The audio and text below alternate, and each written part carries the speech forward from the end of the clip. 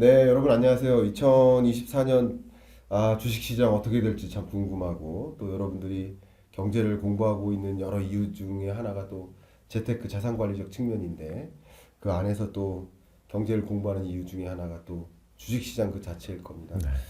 주식시장 이거 어떻게 될지 또 나는 어떻게 투자해야 될지 사야 될지 말아야 될지 아마 오늘 좋은 제안을 해주러 오신 분이시죠? 김현준 대표님 인사 한번 부탁드립니다. 네, 안녕하세요. 저는 더 퍼블릭 자산운용에서 대표이사이자 펀드 매니저로 일하고 있는 김현준입니다. 오늘 처음 뵙겠습니다. 반갑습니다. 반갑습니다. 이 책에서도 벌써 누적 수익률 963%. 네. 이거 되게 멋있는 그 수식어인데 네. 혹시 이 책 발간됐을 때 963인데 지금 뭐 965 뭐 이렇게 올라가시지 않았는지 혹시? 아니요, 혹시 발간 전에 963이었다가 네. 973까지 갔다가 예. 발간 이후에는 좀 떨어진 예. 상태입니다. 그럼 혹시 2세 나갈 때 973으로 형이 네. 있는 게 아닌가. 대단하십니다. 그래서 소위 뭐 제가 이렇게 평가할게요. 주식의 고수. 전혀 아닙니다. 네. 그냥 주식을 음. 오래 했다. 나름 주식을 오래 오래 했다. 했다. 그 정도고요. 그게 고수죠. 뭐 살아남았다는 것만 해도 예. 사실 어떻게 보면 좀 다행이다 이런 생각은 하는데 네. 이 주식시장에서는 정말 고수라고 하면 네. 상대적으로 짧은 기간 동안 훨씬 더 큰 수익을 내신 분들을 의미하고 예. 그런 분들을 제가 주변에 너무 많이 봐가지고요. 네, 저는 제가 고수라고 얘기하기는 너무너무 부족합니다. 겸손한 표현이십니다. 조금 다르지만 네, 이 연구계에서는 네, 연구자라는 표현을 영어로 리서처라고 하잖아요. 근데 리서치 하는 사람인 거잖아요. 네네. 리서치는 결국 서치를 다시 하는 사람인 거죠. 아, 그러니까 보는데 다시 보고 다시 보고 다시 보는 사람. 네, 그러니까 사실 우리 쪽에서는 전문가를 누구라고 하느냐, 얼마나 그 부분을 구체적으로 오랫동안 들여다봤냐. 그래서 얼마나 많이 봤냐. 라고 그냥 저는 규명을 하거든요. 네네네. 그런 의미에서 963%는 고수다. 저도 제발. 리서처라고 하겠습니다. 그러면 너무 사실 좋습니다. 예. 주식에는 정말 다양한 이런 스펙트럼의 방법론이 있거든요. 네네. 근데 저는 스스로를 좀 쫄보라고 얘기를 하는데 이게 사실은 표준어인지는 잘 모르겠어요. 그냥 겁 많다, 겁쟁이. 네. 저는 지는 거, 예. 실패하는 거, 잃는 걸 정말 싫어하거든요. 근데 이 주식계에서는 이미 잘 된 사람이 되게 많아요. 네. 예를 들면 뭐 워런 버핏, 올해 초에 이제 돌아가신 뭐 찰리 먼거, 뭐 이런 분들이 이미 잘 돼 있잖아요. 네. 그래서 저는 이 사람들이 이런 방법론을 제시를 했으니까 나는 좌고우면하지 않고 그냥 그 방향만 따라가겠다 해서 이 같은 방법을 오래 하긴 했어요. 네. 뭐 단타를 쳐볼까? 차트를 볼까? 이렇게 하면 좀 잘 되지 않을까라고 하는 생각 자체를 안 하는 타입이라 저도 어떻게 보면 개면적지만 리서처라고 너무 좋습니다. 부 닉네임을 한번 붙여보면 좋을 것 너무 같습니다. 좋네요. 네. 오늘 경익남과 토론합시다. 네. 벌써 토론이 오갔습니다. 나를 뭐라고 불러야 되느냐를 가지고 이게 토론을 네. 재밌게 시작을 해봤는데, 자, 이 사요마요 이 책을 제가 보니까 프롤로그에 되게 인상적인 표현이 있어요. 네. 누구나 주식으로 부자 될 수 있다. 네. 솔직히 얘기해 주세요. 누구나 맞아요? 누구나 맞아요? 누구나가 여기 써 있습니다, 여러분. 제가 보여드릴게요. 네, 말씀해 보세요. 누구나가 네. 어떻게 정의하느냐에 약간 따라 달라지는데 네. 이 모든 사람이냐 100%냐라고 네. 하면 조금 어폐가 있고요. 네. 근데 부자라는 거를 정의를 먼저 해야 되거든요. 네. 부자가 교수님은 어느 정도의 돈을 갖고 있으면 부자로 생각하세요? 저는 그건 마음속에 있다고 생각합니다. 본인이 생각하기에 부자면 부자고, 그렇죠. 본인이 생각하기에 가난하면 가난한 건데, 그렇죠. 본인이 10억 있는데 부자라 생각하면 부자인 거고, 그렇죠. 본인이 100억 있는데 가난하다 생각하면 가난한 사람이라서 생각합니다. 그래서 저는 부자입니다. 저는 어마어마한 부자. 그거는 제가 뭐 여쭤보지 않았는데 저는 그 기대치가 높지 않기 때문에. 훌륭하십니다. 네. 저도 같은 얘기를 책에 쓴 거거든요. 그러세요? 그러니까 스스로가 그렇게 생각하면 주식으로든 아니든 뭐 주식이든 부동산이든 채권이건 뭐 월급으로건 부자가 될 수 있다. 네. 그런데 그거를 조금 말장난하지 말고 좀 구체적으로 얘기해봐 이렇게 네. 얘기를 한다면 네. 이 963이라는 걸 조금 역산해서 계산하잖아요. 네. 그러면 한 10배 정도 됐다는 뜻이거든요. 네네. 근데 그게 저희가 10년 좀 넘게 걸렸어요. 그렇군요. 10배가 되는데 네네. 그건 평균 20%란 말이죠. 네네. 그 복리 20%를 여러분들이 원한다면 그 이상을 원하지 않는다면 될 수 있다는 거죠. 그래서 여러분들이 현재 1억이 있는데 10년 후에 10억? 또 10년 후에 하면 20년이잖아요. 20년 후에 100억이 되는 게 나의 목표다. 난 그 정도는 부자일 것 같다. 라고 하는 거는 제가 가르쳐 드릴 수 있다는 얘기죠. 네. 근데 그거보다 빨리 또는 그거보다 많이 부자가 되고 싶다라고 하는 거는 제가 알려드릴 수 없기 때문에 이 누구나 부자가 될 수 있다라고 하는 말에는 조금 조건들이 들어가긴 합니다. 진짜 솔직하시네요. 자, 그러면 어쨌든 대표님이 정의하신 그 부자, 네. 그 부자라고 정의했을 때 네. 오늘 영상 끝까지 보면 네. 부자 될 수 있는 겁니다. 네. 광고 스킵 안 하고. 예. 그리고 이 광고는 스킵하셔도 되고요. 그래요? 이 책 안 봐도 네. 영상만 보셔도 충분히 부자 될 수 있는 널리지를 주셔야 됩니다. 책을 사시고 안 보고 이 영상 보면 됩니다. 좋아요. 네. 맞아요. 저도 좀 비슷한 생각 갖고 있어요. 네. 예. 책은 읽는 게 아니다. 모르는 그럼요. 거다. 그럼요. 뭐 그런 네. 생각을 저도 갖고 있어서 그런 마음으로 네. 두 번째 질문 갑니다. 네. 중요한 질문입니다. 결국 코스피 전망해야 되잖아요. 네. 저는 그 경제 전망을 하는 사람으로서 네. 이제 코스피라는 것이 수많은 변수 중에 하나인 거예요. 예. 그래서 경제 성장률을 전망하고 네. 그러게 하기 위해서는 물가에 대한 전망도 있고 그 밖에 뭐 수출 전망, 소매 판매 전망 이런 것들이 총합됐을 때 경제 성장률 전망인데 네. 그리고 이런 변수들과 같이 어우러지는 게 부동산 시장 가격, 네. 평균 가격, 네. 그리고 코스피 뭐 이런 자본시장, 자산시장에서의 움직임도 같이 거시경제랑 맞물려서 갑니다. 네. 그래서 저부터 말씀을 드릴게요. 네. 토론이니까. 네. 네. 저는 정말 이 부분에 대해서 굉장히 자신 있게 네. 그래도 말씀을 드려왔거든요. 네. 여러 방송이든 채널이든 제 채널이든 네. 네.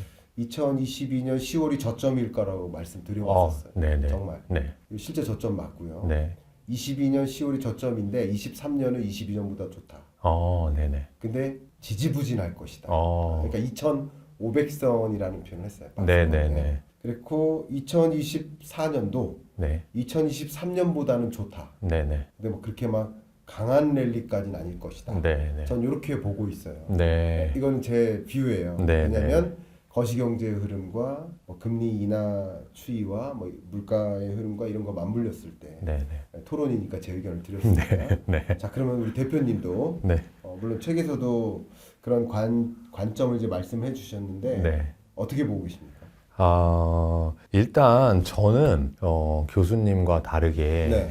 이 전체 경제를 전망하는 눈을 가지고 있지 않아요. 접근이 다르시죠? 네. 주식을 하는 방법이 크게 보면 이렇게 두 가지가 있잖아요. 네. 하향식, 네. 경제, 산업, 기업 이렇게 보는 방식이 있고 탑다운이고요. 그렇죠.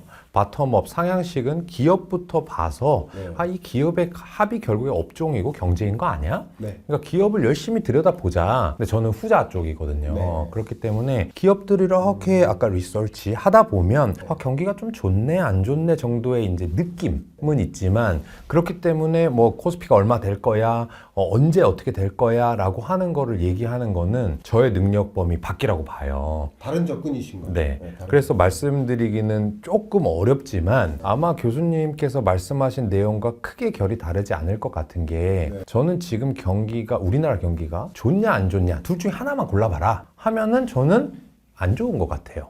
근데 안 좋다는 건 뭐냐? 앞으로 좋아질 수 있다는 거거든요. 그럼 주식시장은 네. 안 좋을 때는 안 좋고 좋아질 것 같으면 그때부터 저점을 확인하고 올라가는 거거든요. 네. 그러니까 경기가 앞으로 좋아질 거니까 저는 코스피도 지금보단 좋아질 거야. 그런데 경기의 순환이 보통 네네. 길게는 5년, 짧게는 3년씩 순환한단 말이에요. 네. 근데 지금 경기가 안 좋은 지 한 1, 2년 가까이 돼가니까 이제 앞으로 2, 3년 동안은 좋아질 거야. 그러니까 2024년 지금 그리고 내년 2025년까지는 경기 확장기에 들어갈 거야. 네. 라고 생각을 하고 있고요. 그게 말씀하신 대로 네네. 뭐 얼마가 딱 되냐 이렇게 얘기하긴 못하고 저는 이런 지표는 있어요. 우리가 코로나 때 상당히 고점을 찍었던 지수가 아마 3,300포인트였던 것 같거든요. 네. 근데 그때는 어떤 상태냐, 이 주가라고 하는 건 두 가지 팩터로 움직이잖아요. 하나는 기업의 본질 가치, 얘네가 돈을 잘 버냐 못 버냐. 네. 두 번째는 이제 심리 가치, 사람들이 그 돈을 버는 거를 아주 긍정적으로 생각해 주냐 아니면 비관적으로 생각하냐, 이렇게 두 가지인데, 코로나 때는 기업들이 돈을 못 벌 줄 알았는데 사실 잘 벌었고요. 네. 그리고 그 잘 버는 거에 더해서 야, 더 잘 될 거야, 야, 얘네들 주식 정말 잘 될 거야, 많은 사람들이 거기다 돈을 투여했거든요. 그러다 보니까 본질 가치와 심리 가치 둘 다 좋았던 거예요. 그게 3,300이라고 본다면 앞으로 경기가 좋아질 때 2024년 또는 2025년 상반기까지 봤을 때 3,300 이상을 가긴 어려울 것이다. 그래서 2,500부터 3,300 사이 정도라고 보고 있습니다. 이게 갖고 있는 그 뷰를 다 존중할 만해요. 네. 예. 그리고 저마다 이제 주식 시장을 볼 때 이렇게 보는 사람도 있고, 아까 말씀하신 대로 네. 탑다운으로 보는 사람도 있고, 기업 분석을 전문으로 하는 분도 있고. 네. 근데 굉장히 좀 무서운 거는 네. 여러 뷰로 봤는데 그 뷰가 일치해요. 그러면은 좀 강한 거죠. 그렇죠. 예, 그렇게 말씀드리고, 네. 그 뷰가 다르니까, 그 말씀하신 부분에 대해서 제 의견을 제시하기보다, 네. 한 가지, 추가적으로 의견을 드리면, 네. 네. 경기가 안 좋은 거 맞아요. 네. 그리고 작년에도 안 좋았고, 올해도 안 좋을 거고, 죄송한 표현이지만 내년 경기도 그렇게 좋을 것 같진 않아요. 그러니까 안 좋은 것끼리 가는 거예요. 네. 네. 근데 그럼에도 불구하고 가장 안 좋은 20년 이래로 가장 안 좋은 구간은 23년이었다.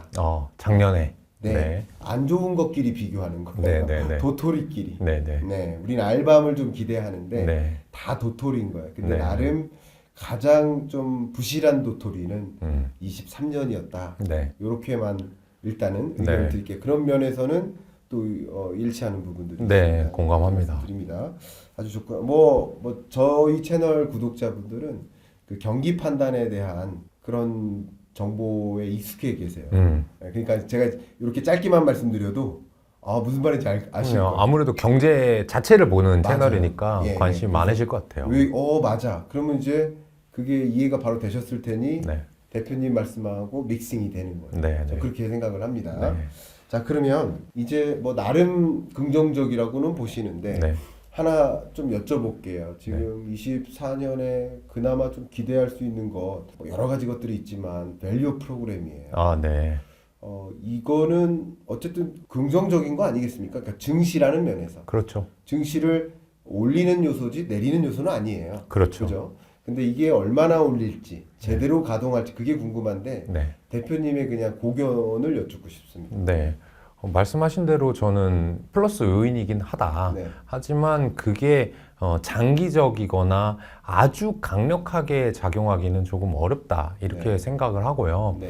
왜냐하면은 결국에는 밸류업이라고 하는 게 네. 주가를 올려라, 뭐 이런 개념인데 네. 그 주가를 PBR로 보겠다, 이런 거거든요. 쓸데없는 장부 가치 많이 가지고 있지 말고 너네가 자본을 많이 갖고 있으면 그 이상의 이익을 내려고 노력해, 뭐 이런 개념이란 말이죠. 근데 정부가 그렇게 얘기해 주는 건 감사한데, 정부가 무슨 말을 한다고 해서 소비자가 그 기업의 제품이나 서비스를 더 사는 건 아니란 말이죠. 그러면 결국에는 어떤 걸 건드려야 되냐면 이익을 건드리지 못하고 자본의 감소를 건드려야 돼요. 그럼 결국에는 자사주 매입, 배당, 이런 것들을 얘기하는 거거든요. 근데 이 자본이라고 하는 거는 물론 필요 없는 자본도 있습니다. 그래서 돈 쓸데없이 놔두지 말고, 또는 대주주 배만 불리지 말고 똑같이 나눠줄 수 있는 배당을 해, 이런 건 좋은 얘기인데, 공장을 돌려야 되니까 어느 정도 자산도 있어야 되고요. 네. 그다음 건물도 하나 있어야 직원들도 이제 근무를 하고요. 기계 장치도 있어야 되고요. 그러면 어느 정도 한계가 있단 말이에요. 자본을 줄이는 데는.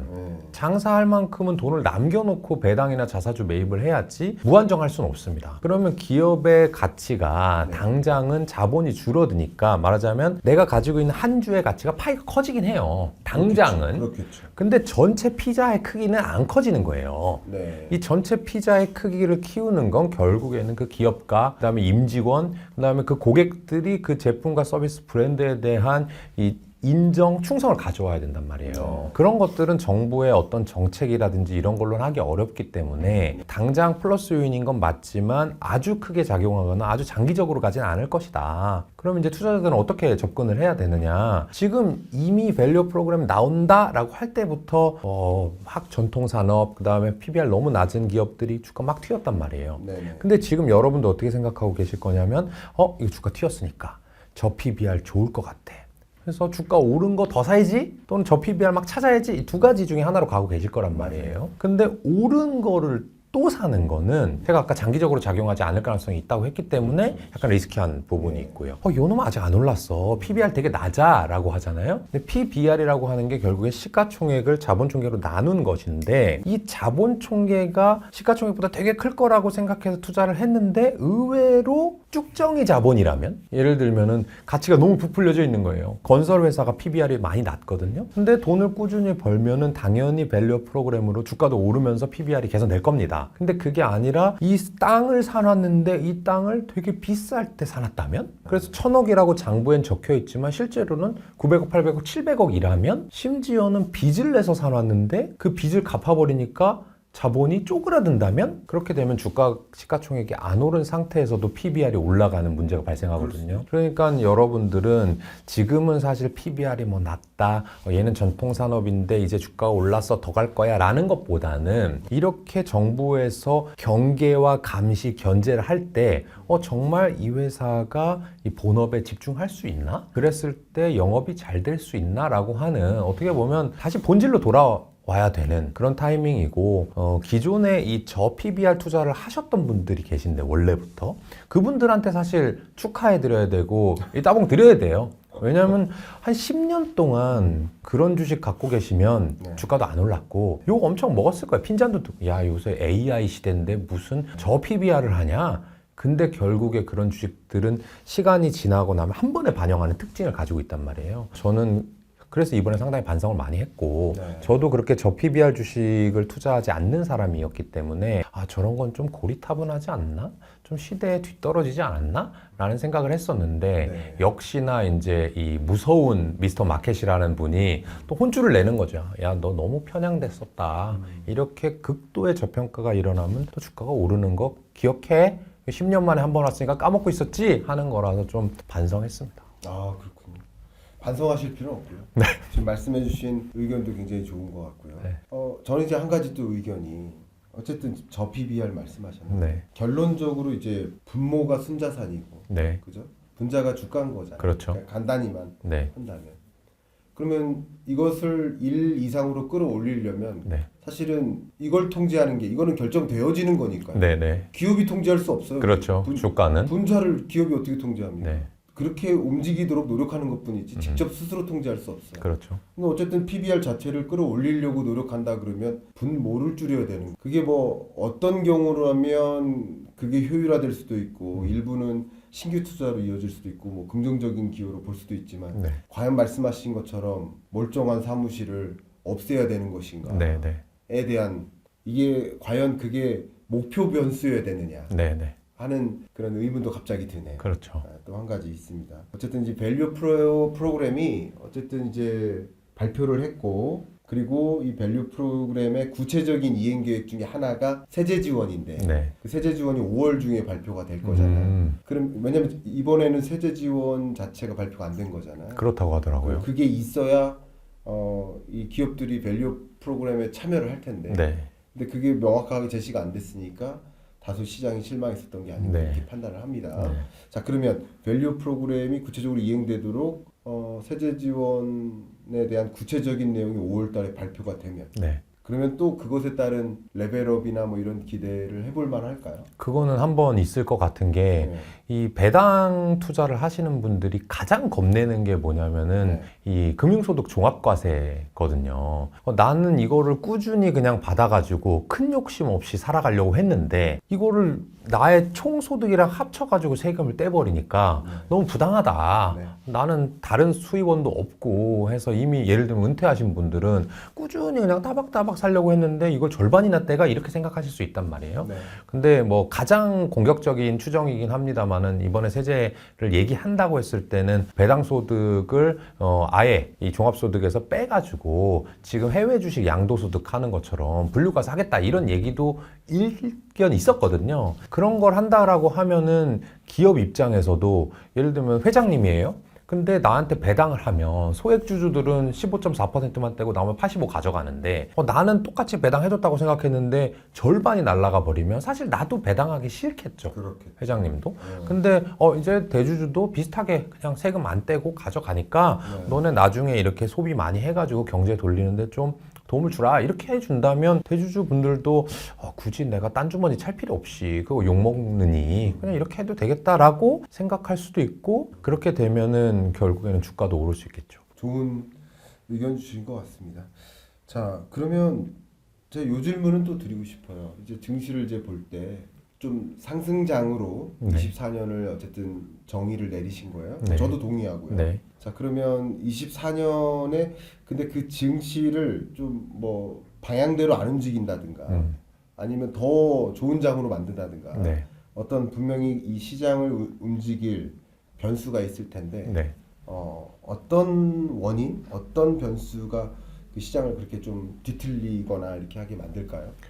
이건 너무 뻔한 얘기고 네. 그다음에 제가 전문 분야가 아닌 얘기라서 조금 조심스럽긴 한데요. 저는 금리를 주요 지표로 생각을 하고 있고요. 이 투자하는 사람 입장에서 금리가 중요한 것이 네. 이 목표 수익률, 기대 수익률을 정하는 데 있어서 가장 안전한 자산이 나한테 주는 이 리턴, 네. 수익률하고 그렇지 않은 자산의 수익률하고 비교를 해서 예를 들면 예금이 3%를 주는데 주식이 2%밖에 안 줘?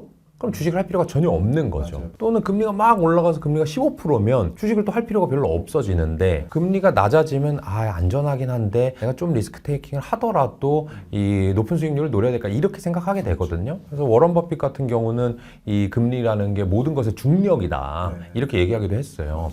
그래서 지금 이 금리가 어떻게 되느냐가 저는 상당히 관건이라고 생각을 하고 이 금리가 움직이는 거에 따라서 교수님 너무 잘 아시겠지만 일반적인 소비 패턴이라든지 이 경제 움직임이 크게 변하게 되어 있습니다. 그래서 저는 금리를 좀 지켜보려고 하고 있습니다. 그러니까 시장의 뭐 기대만큼 네, 그 기대에 준하게 기준금리 인하가 단행되거나 네, 아니면 시장은 이렇게 기대했는데 기대에 전혀 못 미치게 금리 인하가 도통 없거나 네네. 뭐 이런 지금의 기대만큼 수순으로 움직이는지 네. 아닌지 네, 이게 하나의 큰 변수가 될 것이다라는 네, 뜻인 것 같아요. 네. 중요한 포인트 많이 말씀 주셨고요. 근데 한 가지만 네. 추가를 말씀드리면 저는 금리를 내리는 건 기정사실이라고 보거든요. 그거를 저는 어떤 단어로 얘기하냐면 정해진 미래라고 얘기를 해요. 네네.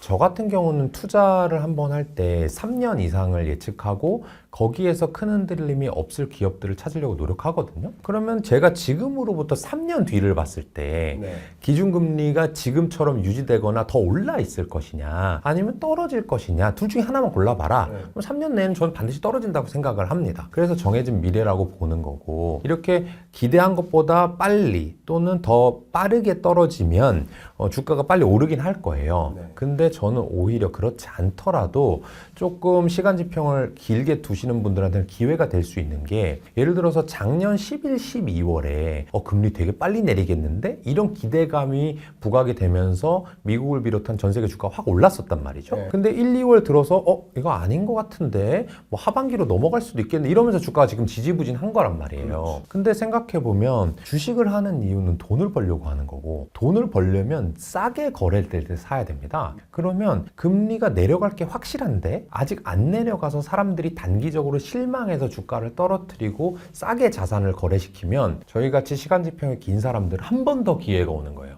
그래서 10월, 11월에 돈 한 번 벌고 1, 2월에 또 돈 한 번 벌고 한 번 또 기대가 됐다가 그때는 팔았다가 다시 아니네 하고 떨어질 때 또 한 번 사면 또 언젠가 돈을 벌 수 있거든요. 그래서 이들이 금리를 좀 늦게 내리거나 덜 내린다 해서 나는 자본시장에서 완전히 떠나야 되겠어 라고 생각하실 필요는 없을 것 같아요. 네. 좋은 의견이신 것 같습니다. 금리 인하에 대한 기대감이 이렇게 막 폭증할 때 그때 주가가 오르다가 또 기대감이 꺼지는 거죠. 그때 주가가 또 내리잖아요. 네. 근데 그렇다고 실망하실 게 아니라 이제 또 다시 한번 기회가 오는 것이다. 그렇죠. 라는 접근으로 네. 주식시장에 대한 일 가지시면 좋겠고요. 워낙 또 뭐 앞에 말씀드렸지만 963% 최고 973%에 달하는 이 누적 수익률 네. 진짜 부럽습니다. 좀 무릎 꿇고 방송을 제 돈 아닌 거 아시죠? 고객의 돈이 그렇게 됐다는 얘기입니다. 네. 어쨌든 그런 운용을 잘 하시는 우리 대표님 입장에서 여기 책에도 정말 경험담을 많이 담아주셨어요. 네네. 경험담 중에 진짜 재밌는 경험담. 네. 재밌는 경험담 중에 의외로 예상하지 못했던 부분에서 네. 또 수익을 보게 된 네. 뭐 그런 경험담 네. 이런 것도 남겨주셨어요. 네, 그렇습니다. 그래서 뭐 다는 아니더라도 나 이런 경험도까지도 했었다 네. 하는 거 재밌게 한번 말씀해 주시면 어떨까요? 일단 네.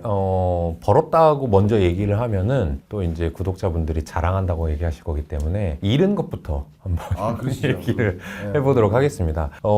저는 가장 중요한 투자 원칙, 김현준의 투자 원칙 중에 하나만 꼽아봐라 라고 하면은 모른다라고 표현하거든요. 모른다. 미래는 내가 알 수 없다. 정확히 알 수 없다. 네. 그런 거를 이제 얻게 된 이유가 뭐냐 하면 저도 이제 조금 젊을 때는 막 혈기왕성하게 돌아다니고 분석도 막 적극적으로 하고 그래서 어떤 걸 분석을 다 해놓으면 와 이거는 내가 정말 잘 알아. 이거는 반드시 이렇게 될 거야. 네. 그러니까 지금 주식을 사면 돼. 다른 투자자들 멍청한 사람들이야. 이렇게 생각했었단 말이에요.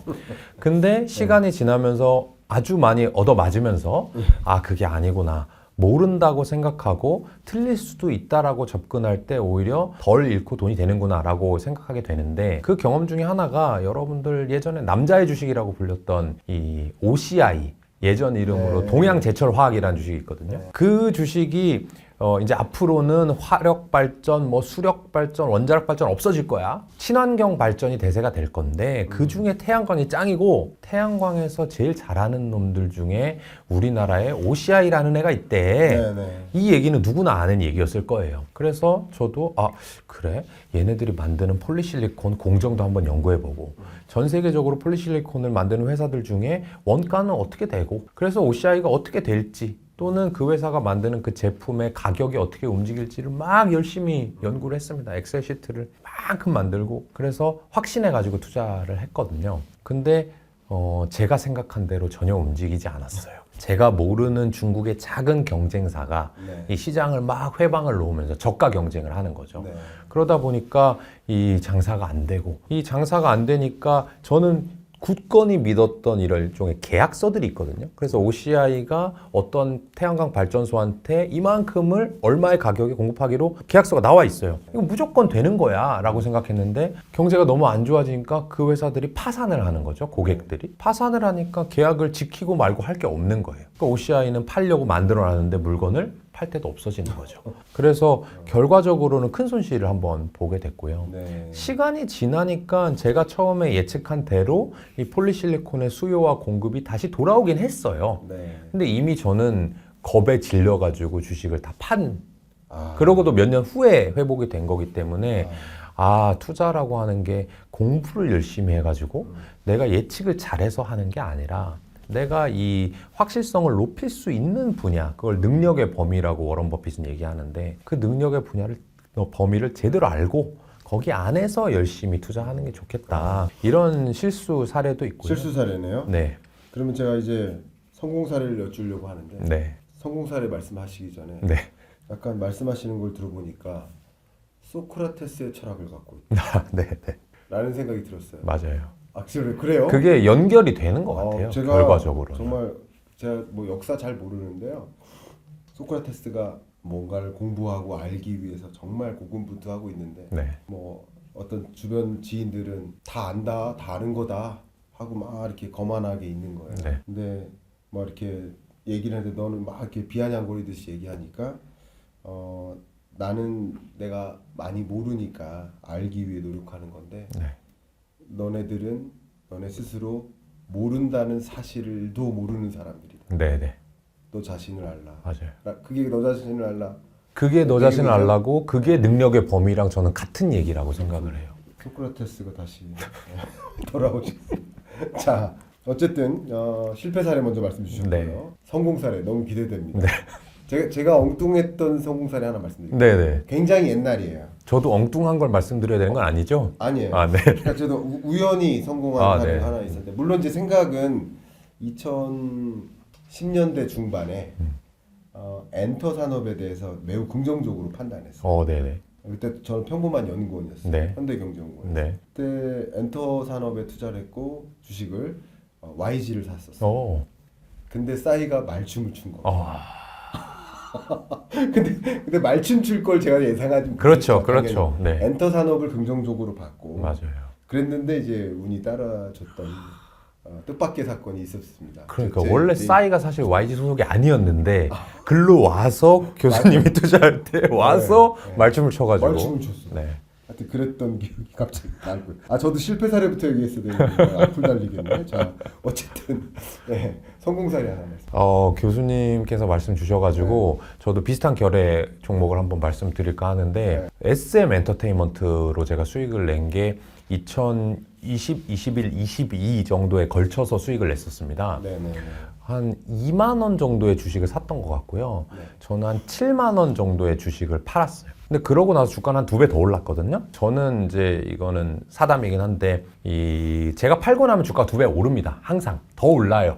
그러니까 제가 뭐 주식 팔았다라는 소식을 여러분들 들으시면 그 사면 2배 바로 올라요. 근데 잘 파셔야 돼요. 그러다 다시 제가 판 가격 이하로 보통 떨어지거든요. 그러니까 저는 조금 주식을 빨리 파는 편입니다. 열광할 때 팔아버리자 이런 편인데 SM 같은 경우도 저는 아주 오랫동안 지켜보던 회사이긴 했어요. 왜 지켜봤냐면 이게 우연적인 요소를 좀 들어서 말씀드리려고 하다 보니까 이 주식을 말씀드린 건데 저는 지금 더 커지고 있는 이 VR 시장 있잖아요. 여기에 관심이 상당히 많습니다.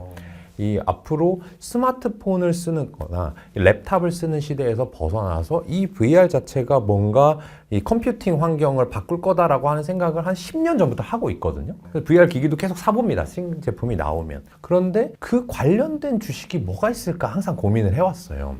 그런데 여러분들 이제 VR 하면은 일반적으로는 IT 하드웨어 종목들을 많이 보십니다. 이 디스플레이라든지 거기 들어가는 뭐 FP10이라든지 이런 걸 보시는데 저는 IT 주식을 공부를 많이 해봤는데 항상 삼성전자, 뭐 애플 이 정도를 제외하면 그들한테 구매 교섭력이 너무 열이하기 때문에 단가 인하를 받아서 결과적으로는 돈을 못 벌어요. 반짝하다가 잃어버리더라고요. 그래서 VR이 잘 됐을 때 하드웨어 말고 잘 될 건 뭐가 있을까?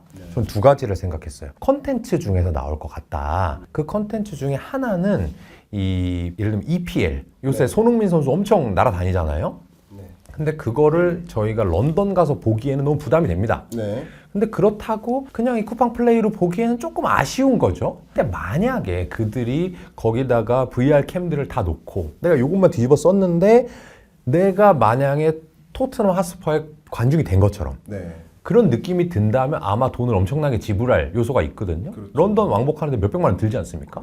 그럼 수십만 원 정도 과금하겠다라는 생각이 드는 거고 돈을 많이 낸다라고 하는 건 그 컨텐츠 회사가 돈을 쉽게 번다는 얘기니까 오케이, 스포츠 분야가 하나 있을 거고 그다음에 또 하나 분야는 뭐가 있을 것 같냐면 이 콘서트 분야가 있을 것 같은 거예요. 지금 케이팝이 상당히 잘 나가고 있는데 예를 들어서 북미나 남미에 사는 케이팝 팬이라 해보세요. 근데 공연을 이 아이돌이 서울과 뭐 도쿄에서만 한다고 쳐보세요. 이걸 보러 오려고 하면 비행기를 타고 몇 시간을 뭐 14시간을 날아와가지고 티켓팅을 성공하냐 마냐 이렇게 해서 결국 보고 가야 되는데 실제로 그거 어렵죠. 근데 그쪽에 팬이 많단 말이에요. 그렇다 그러면 이거를 쓰고 만약에 내가 공연장에 있는 느낌을 준다면 엔터사 입장에서는 얘네들이 콘서트의 관객이 될 수 없는 사람들이었는데 판매량이 늘어날 수 있는 거고요. 팬들 입장에서는 여기다가 돈을 충분히 내고 싶은 내가 앨범을 10장 사겠는데 콘서트에 20만 원 내고 싶단 말이죠. 근데 20만 원까지 내는데 200만 원 내고 왔다 갔다 한다고 하면 그분들도 아마 부모님한테 등짝 맞는단 말이죠. 그러니까 그 시장이 열릴 것이다 라고 생각을 해서 그 중에 가장 앞선 회사 중에 SM을 투자하게 됐는데 여기서부터가 이제 여러분들께 말씀드리고 싶은 본론입니다. 그 당시 K-팝에 대한 인기는 이미 많이 있었어요. BTS, 뭐 블랙핑크 이미 전 세계에 지배하고 있었거든요. 그래서 제가 엔터사 K-팝 회사 투자한다라고 하면 너도 하는구나. 그게 요새 대세지 라는 게 여의도 펀드 매니저들의 일종의 컨센서스였습니다. 그런데 거기서 제가 SM을 가지고 있어 라고 하잖아요. 네. 그러면 엄청난 핀잔. 야, 무슨 SM을 사냐? 아, 너는 참 주식 못 고른다. 그래서 대부분은 하이브, 지금의 하이브, 옛날에 빅히트 엔터, 그 다음에 YG, JYP만 투자를 하고 있어요. 네. 왜 SM을 투자를 안 하냐 봤더니 세 가지 이유를 드는 거예요. 그때 가장 잘 나가던 SM의 1타 아이돌 엑소인데 군대를 간다는 거예요. 그 다음에 두 번째는 SM이 가장 중국 사업에 적극적인 회사인데 사드 배치 이후로 그 한알령이라고 하는 중국 사람들의 우리나라 컨텐츠 구매 불매 운동이 일어났죠. 그다음에 세 번째는 이수만 창업자가 뭐 지배 구조를 나쁘게 만들어서 돈을 빼먹는다는 거예요. 그러니까 안 좋은 얘기들이죠. 저도 안 좋다는 걸 알았어요. 근데 주식은 좋은 걸 사는 게 아니에요. 좋아질 걸 사는 겁니다. 그렇죠. 좋아지려면 지금 안 좋아야 되고 첫 번째. 두 번째는 안 좋다는 사실을 모두 알고 그 주식을 팽개쳐놔야 돼요. 지금 아까 말씀드린 세 가지가 이미 안 좋다는 것을 알고 있었기 때문에 아, 오케이. 블랙핑크 잘 나가. 근데 해체하면 BTS 세계 1장이야. 군대 가면. YG? 괜찮아. JYP, 트와이스 지금 일본 지배하고 있어. 후속이 안 터지면 주식은 잘 되고 있을 때 안 되면을 생각해 봐야 되고요. 네. 안 되고 있을 때는 반대로 되면을 생각해 봐야 됩니다. 그런데 확률적으로는 되고 있는 회사가 안 될 확률 크고요. 네. 또 반대로 안 되는 회사가 될 확률이 큰 거예요. 이거를 제가 존경하는 투자자 중에 인도의 모니시 파브라이라는 분이 계시거든요. 그분이 말씀하시기로 단도 투자, 네. 이게 실패해도 덜 잃고 성공하면 대박 나는, 이미 사람들이 싫어하니까 더 떨어질 일은 없어요. 근데 만약에 엑소가 군대를 가더라도 유닛 활동으로 돈을 번다면, 시진핑이랑 우리나라 대통령이랑 뭔가 관계가 좋아진다면, 코로나가 터졌지만 사람들이 이 VR 콘서트로 돈을 벌게 해준다면, 그렇게 생각을 했더니 그 이후로 2, 3년 동안 엔터 주식들 중에 SM 엔터테인먼트만 올랐습니다. 네. 이런 것들이 제가 처음부터 코로나가 터지면 사람들이 VR 콘서트 볼 거야, 앨범들을 10장, 100장 사서 우리 오빠들을 응원할 거야 라는 걸 예상한 건 아니에요. 아주 뚱딴지 같은 곳에서 시작은 했지만 주식이 워낙 싸게 거래되고 있고 부정적인 시각에 휩싸여 있었기 때문에 돈을 벌 수 있었던 그런 계기가 아닌가 싶습니다. 정말 실패 사례와 네. 성공 사례 참 재밌는 말씀 많이 주셔가지고 참 잘 들었습니다. 감사합니다. 근데 어쨌든 네. 오늘 독자분들은 제일 궁금한 게 삼성전자, 네. 엔비디아. 네. 만약에 지금의 저라면, 지금 딱 대표님이라고 한다면 네. 삼성전자, 엔비디아 어떻게 해야 되겠습니까?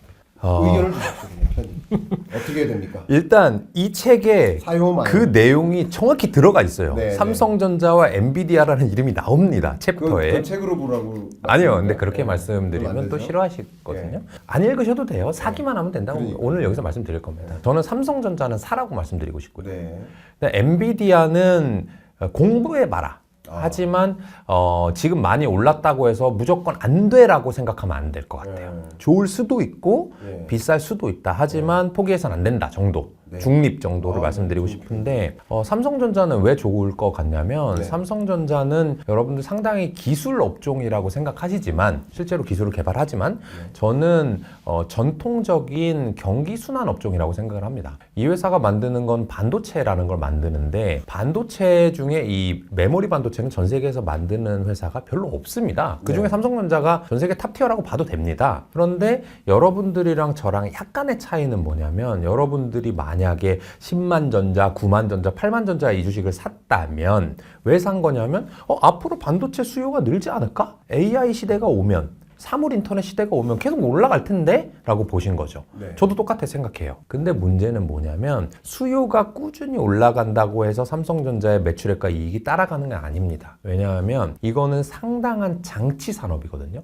뭐 그런 얘기 많이 나오잖아요. 뉴스 보면 뭐 축구장 몇 개 크기의 공장을 10조를 짓는다, 100조를 뭐 이런 얘기 하잖아요. 아무리 삼성전자의 연구원과 임원분들 회장님이 똑똑하다 하더라도 3년, 5년 후에 반도체 수량을 정확히 예측해서 공장을 지을 수가 없어요. 그러다 보니까 공장과 이 수요량의 수요 불균형, 수급의 불균형이 발생합니다. 그래서 수요가 꾸준히 는다 하더라도 반도체 가격이 오르내리는 거예요. 근데 똑같은 걸 만들었는데 비싸게 팔리면 돈을 많이 버는 국면, 호황이고요. 똑같이 만들었는데 공급이 많아서 가격이 떨어져 있으면 손실을 보는 겁니다. 이 얘기는 뭐냐면 앞으로 수요는 늘어날 것 같아. 오케이, 나도 인정. 그러면 공급이 부족해서 돈을 벌 때부터 주가는 올라가기 시작하는 거거든요. 그러면 언제 사야 되냐? 주가가 안 좋을 때. 그리고 역대급 손실 봤다고 할 때, 뭐 감원한다, 삼성전자 최초로 성과급 안 나왔다, 이런 얘기. 지금이에요. 지금이 가장 안 좋을 시기라 삼성전자의 근원적 경쟁력을 인정한다면 전 지금부터 호황기까지 분명히 주가가 오를 거라 생각하고요. 근데 반대로 엔비디아는 어떠냐? 엔비디아는 앞으로 이 AI 시대가 오면 정말 훌륭한 기술을 갖고 있긴 해요. 근데 엔비디아의 실적을 보면 지금 분기별로 뭐 2배가 됐네, 3배가 됐네 이런 식으로 하면서 판매량이 엄청나게 증가를 하고, 근데 이것도 공급에 제약이 있기 때문에 가격도 상당히 올라가 있는 상황이에요. 그러면 기본적인 것은 떨어질 것을 생각해야 되거든요. 그러니까 삼성전자와 엔비디아를 같은 격으로 놓고 경기순환주라고 본다면 엔비디아는 현재 호황이기 때문에 팔아야 됩니다, 사실은. 그런데 저는 경기순환이 이렇게 되는 것도 있지만 이렇게 되는 것도 있다고 보거든요. 그래서 AI 반도체 같은 경우는 저는 스마트폰 이상의 파괴력을 가진 트렌드가 될 수도 있다고 봐요. 그렇기 때문에 얘네 비싸네, 얘는 호황이니까 지금 반도체는 경기순환주라고 했지, 팔아야지 라고 생각했다면, 애플이 2007년에 아이폰을 처음 내고 나서 6년 연속 성장하고 한 해 꼬꾸라졌다가 다시 또 10년 가까이 성장하거든요. 그런 성장기를 놓칠 수도 있는 거죠. 그러니까 너무나 강력한 트렌드의 초입일 수 있기 때문에 엔비디아는 호황이라 하더라도 그냥 밸류에이션만 보고 뭐 PR이 높네? 이렇게 생각해가지고 치부하게 되면 아마 약간 후회할 수도 있어서 엔비디아는 열심히 한번 공부해보자 정도 말씀드리고 싶어요. 네. 좋은 말씀이시네. 뭐 저는 솔직히 의견을 말씀드리면 주식시장보다도 그 AI를 비롯한 AI 반도체 산업 관점에서 말씀드리면, 물론 이제 엔비디아 실적 발표됐을 때 나왔던 그 표현이 티핑 포인트라는 표현이 나왔었고, 그러니까 그 실적이 엄청나게 급등했는데 시장의 기대보다도 급등하고 지난 분기, 지지난 분기보다도 급등했는데, 근데 이게 정점이 아니라 이제 시작이라는 표현인 거죠. 그죠? 그래서 실제 2025년, 26년에도 기하급수적으로 AI 반도체 매출은 늘어날 것이다 라고 일단 잠정적으로 그런 얘기를 해요. 근데 기본적으로 저의 그림은, AI 반도체에 대한 그림은, 어쨌든 빅테크 플랫폼들, 기업들이 AI 서비스를 확대해 나가는 것은 명확해요. 그러니까 24년 안에 가장 주된 그 비즈니스는 AI인 거 맞아요. 그리고 정말 AI 그 퍼스트 티어에 해당되는 그런 플랫폼 기업뿐만 아니라 그냥 2군 기업들도 뭐 예를 들면 통신사나 그 밖에 여러 제조사나 자동차 기업이나 역시 AI예요. 다 AI. 자동차에 AI 서비스를 넣고 아니면 로보타이즈를 한다든가 뭐 이런 식으로 다 AI예요. 그런 관점에서 지속적으로 요구되는 게 수요 이상으로 그 수요를 커버하기 어려울 만큼 필요로 하는 것이 AI 반도체고, 그러니까 당연히 AI 반도체의 수요는 지속적으로 들어가는데 충분히 공급을 못하는 또 다른 이유는 엔비디아가 정말 독점적인 영향력을 갖고 있기 때문이다. 이렇게 정리를 할 수 있을 것 같아요. 그러니까 대응하는 모습이 요즘 나타나는 그 다음 대응이 이 빅테크 기업들이 내가 스스로 해야 되겠다. 내재화 전략을 가져가는데 물론 내재화에 성공하는 모습들이 몇 개가 나타나고는 있지만 말 그대로 내재화한 모습을 뚜렷하게, 그러니까 엔비디아로부터 완전히 자립해서 스스로 AI 반도체를 조달받는 그 시스템이 오려면 적어도 4, 5년은 되겠더라고요. 그러니까 그런 관점에서 실적이라는 면에서 당장 이 AI 반도체를 대체할 기업은 없고 수요는 계속 뒷받침될 거라고 가정한다면 산업적에서는 어쨌든 실적 발표는 긍정적이라고 볼 수 있을 것 같아요. 기대는 합니다. 근데 재밌게도 주가는 그런 실적에 대한 기대를 먼저 반영하기도 하고. 보통 그렇죠. 그러니까 그런 면에서 공부하시라는 표현입니다. 실적 자체는 앞으로도 기대가 되는데 그 실적이 기대되는 그것을 반영한 주가일 수 있으니. 그러니까 일시적인 어떤 조정을 거친 다음에 다시 간다든가 하는 그림을 그릴 수 있으니 조금 더 어쨌든 아까 일관되게 말씀하신 게 뭐냐면 어쨌든 많이 조정된 종목이어야 되는데 네네. 엔비디아는 어쨌든 고점에 다다른 상태 현재까지로서 네네. 그렇기 때문에 매력적이지 않을 것으로 평가할 수도 있다는 네네. 긍정과 부정이 섞여 있는 그래서 그렇죠? 결론은 못 내리겠다. 스스로는. 그렇죠. 네. 좋은 말씀이시네요. 그러니까 조금 더 이제 대표님 말씀대로라고 한다면 삼성전자 투자는 조금 더 적극적으로, 네. 엔비디아는 좀 보수적으로 네. 그렇게 포트폴리오를 구성하는 것도 좋은 방법이겠다. 네. 결론은 여러분 스스로 내는 거지만 네. 말씀을 요약해 본다면 그런 것 같습니다. 저희 채널에서 독자분들이 그 근본 그 자체를 알고 싶어하는 분들이 많아서 그래서 말씀만 듣고 투자한다든가 말씀만 듣고 판다든가 하는 결정을 하시는 분들은 당연히 너무 안 훌륭하십니다. 안 계시리라고 생각합니다. 네. 자, 지금 계속 우리 김현준 대표님 사요마요의 저자 주식으로 돈 버는 질문 40개에 대해서 네. 하나하나 다 답변을 해주고 계신데 근데 벌써 마칠 시간이 거의 다 돼가지고 그래서 질문을 좀 중요한 거 하나만 말씀드릴게요. 네. 또 하나의 좀 24년에 주목받을 만한 산업 섹터가 네. 방산이라고 저는 내다봤었거든요. 네네. 왜냐하면 저도 이제 경제 전망을 하니까 네네. 저는 이제 메가 트렌드를 보고 그 메가 트렌드에서 나타날 그 유망 산업을 이제 항상 그림 그리고 방식이 굳이 따지면 탑다운이죠. 네네. 그래서 그 어떤 특정 기업을 이제 추천하는 기업을 추천하진 않습니다만 네네. 저는 그렇게 하는 방식인데 방산에 대해서는 혹시 그냥 책스럽게 질문드릴게요. 네. K방산 사요 마요. 네. 최근에 방산 업종이 잘 되고 있죠, 지금. 네, 그렇게 알고 있고 이미 작년부터 계속해서 잘 되고 있는 걸로 제가 맞습니다. 알고 있습니다. 그게 이제 우크라이나 전쟁도 그렇고 그다음에 이스라엘 전쟁 이런 것들이 전반적으로도 그렇지만 이 우리나라의 이 국방력이 외국에 상당히 인정받고 있다고 하더라고요. 그래서 이 무기 체계를 어느 나라에서 다른 나라로 판다라고 하는 거는 상당히 조심스럽고 시간이 오래 걸리는 일인데 우리나라가 이렇게 유일의 분단 국가로서 연구를 많이 했는데도 불구하고 그 성과가 크게 없다가 작년인가 재작년부터 의미 있는 성과들을 많이 기록을 하고 있다고 제가 들었거든요. 맞습니다. 22년부터. 그렇죠. 그래서 상당히 좋았던 것으로 알고 있는데 근데 저는 너무너무 문외한이라는 단어를 먼저 붙인다면 저는 사실 좀 조심해야 된다 그렇게 생각을 해요. 왜냐하면 제가 아주 예전에 방산업종을 공부를 할 때 가장 큰 특징이 뭐냐면 이 자본 회임 기간이 되게 깁니다. 이 회사가 어떤 걸 만들어 가지고 예를 들면 탱크를 만들어 가지고 어느 나라에 수출을 하겠다라고 얘기를 하잖아요. 그럼 그것까지 이어지는데도 시간이 되게 많이 걸리고요. 한번 이어진 다음에도 그 물량이 말하자면 의미 있게 기업 가치를 개선시킬 만한 정도로 성장하는 데까지는 또 엄청난 시간이 걸려요. 그들도 그럴 거잖아요. 야, 이거 한국 제품인데 사갔다가 보안에 문제 생기는 거 아니야? 이거 지금 우리가 큰 돈 들여야 되는데 당장 이렇게 확확 사도 돼? 이렇게 생각할 거란 말이죠. 속에서 막 로비도 많을 수도 있고요. 그런데 지금 상황이 여러분들이 상당히 전반적인 이런 이 지정학적 위기에 대해서 관심을 많이 갖고 계실 거란 말이에요.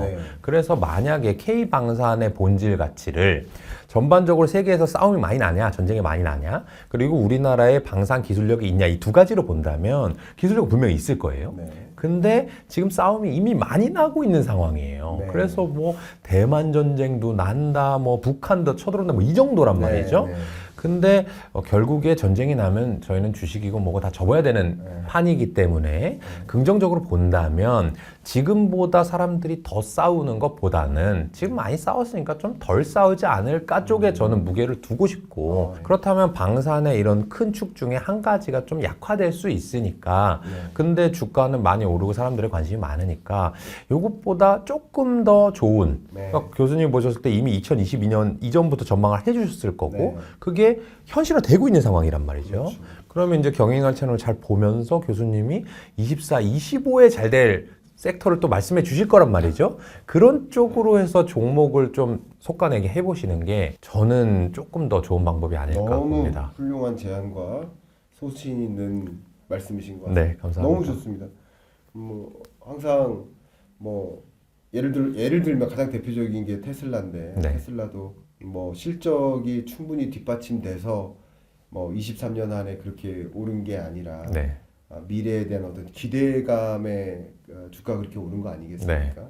근데 역시 또 기대감이 빠지면서 주가가 또 떨어지는 것처럼 네, 역시 이게 방산 같은 경우도 방위산업, 그러니까 무기라는 것을 개인이 사지 않아요. 네, 기업이나 가게가 사지 않아요. 그렇죠.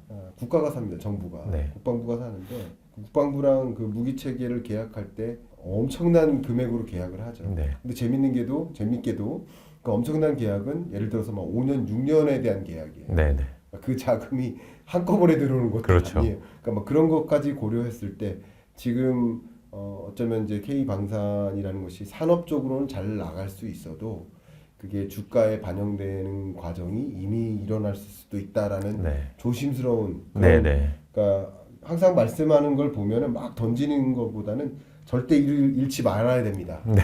그런 기조신 것 같아요. 맞아요. 그래서 아마 제 어떤 기조랑도 좀 비슷해서 좋아하실 것 같습니다. 예. 다행입니다. 물론 제 기조가랑 비슷하니까 좋다는 뜻은 아니고요.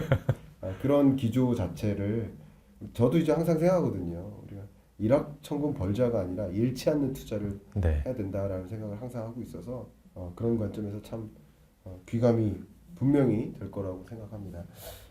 저랑 이제 긴 시간 이렇게 말씀을 나눠봤는데 네, 아마도 이렇게 토론하는 방송은 처음 그런 것 같아요. 하셨죠. 네.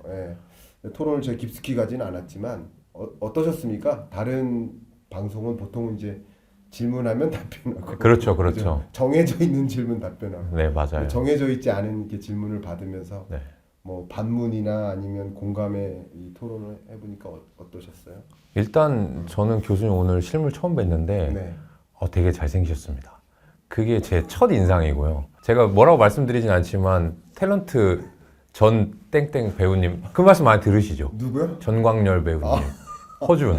정광열도 듣고 네. 방금은 최성수 닮았다고 그러시고 그리고 우리 구독자님들은 그 폴 뉴먼 닮았다고. 폴 뉴먼 너무 극찬. 그래요? 여러분 절대 찾아보지 마세요. 절대. 근데 근데 너무 극찬이어서. 저는 실물을 보고 있기 때문에 그게 처음 깜짝 놀랐고요. 이 교수라는 사람이 얼굴까지 잘생겨 그래서 방송을 하나? 뭐 이런 생각이 처음 들었고요. 그다음에 이 토론하는 걸 저는 되게 좋아해요. 네. 근데 교수님께서 배려하는 게 느껴졌습니다. 이 친구가 요 정도 얘기까지는 대답하겠지? 근데 좀 더 막 이렇게 해가지고 굳이 그럴 필요는 없고 네. 구독자들이 듣고 싶어 하는 얘기를 좀 끌어내보자 하는 게 있었어서 사실은 저는 정해진 질문보다 더 재밌게 답할 수 있어가지고 감사했고요. 사실은 다음에도 또 기회가 있으면 저도 좀 많이 배우고 싶고 그래서 여기 구독자님들도 저 좀 잘 봐주시면 좋겠습니다. 감사합니다. 감사합니다. 그 과찬이시고요. 우리 대표님 진짜 잘생기셨어요. 여러분 알고 계시겠지만 진짜 그래서 좀 원망스러워. 너무 가까이 붙어 있는 그 정도입니다. 정말 훈남이 있습니다.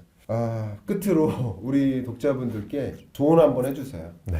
이 책의 제목처럼 이거 사요? 아니면 이거 팔아요? 마요? 왜 내가 딱 샀는데 왜 나는 자꾸 떨어질까? 네. 팔았는데 왜 그때부터 오를까? 뭐 이런 여러 가지 그 주식 투자하시는 데 있어서 고민들이 있으실 텐데 이런 뭐 기본적인 철학을 갖추셔라. 아니면 무슨 조언이든 좋으니까 네. 조언 한번 주시면서 마무리하면 어떨까요? 네. 그 통계를 보니까 우리나라 주식 투자하시는 분 중에 3분의 1 이상이 코로나 이후에 주식을 시작을 했대요. 네. 그 전까지는 한 번도 안 해보신 분들인데 한 3년 내에 주식을 다 해본 거예요. 근데 문제는 2020년 하반기부터는 주식시장이 그렇게 좋진 않았단 말이에요. 맞아요. 그러니까 또 대부분이 주식을 하신 분들 중에 많이 잃으셨다는 얘기예요. 근데 저는 꼭 당부드리고 싶은 게 뭐냐면 어떤 경제든 기업의 주가건 지수건 간에 올라가는 일이 있으면 내려가는 일이 있고요. 네. 반대로 내려가는 일이 있으면 올라가는 일이 분명히 있단 말이에요. 근데 잃으셨다고 해서 여기서 포기하잖아요. 그럼 여러분들이 시작한 그 이유를 망각하는 거예요. 시작하면 아마 그랬을 거예요. 난 평생 주식 안 해. 나 안전하게 살 거야. 패가망신하면 안 되지 라고 하다가 주변 친구들이 다 돈을 버니까 네. 나도 이거 이렇게 안 하다가는 나만 이거 벼락거지 되겠는데? 네. 부자 사다리 놓치겠는데? 시작하신 거잖아요. 그래서 그러면 지금 절대 주식이나 투자, 재테크 이걸 놓으시면 안 되고 최소한 다음 정점까지는 올라가서 예. 벌어본 다음에 그 다음에 다시 의사결정을 하셔도 늦지 않다. 네. 그래서 올라갈 때까지 아마 교수님도 많이 알려주실 거고 저도 계속 여러분들 옆에서 끌어갈 거거든요. 네. 그때까지 가서 돈 한번 다시 벌어보고 네. 그 다음에 즐겁게 얘기했으면 좋겠습니다. 아, 너무 감사합니다. 오늘 이 사요마요 저자로서 출연해 주신 우리 김현준 대표님의 책을 통해서 한번 일독을 해보시면서 내가 어떤 식으로 투자를 해야 될까, 지금까지 너무 근간이 흔들렸거나 근간 없이 그냥 주식 투자 막연히 했던 게 아닌가 그런 생각하시는 분들이 좀 책 봐주셔도 좋을 것 같고, 또 더 퍼블릭 자산운용 대표님이시니까 나 이 대표님의 투자 철학이나 방식 너무 솔직하고 마음에 든다 하시는 분 혹시 관심 있으신 분은 노크 해보셔도 되지 않을까 의견 드리면서 경인남과 토론합시다. 네. 마무리하도록 하겠습니다. 네, 감사합니다. 감사합니다. 네.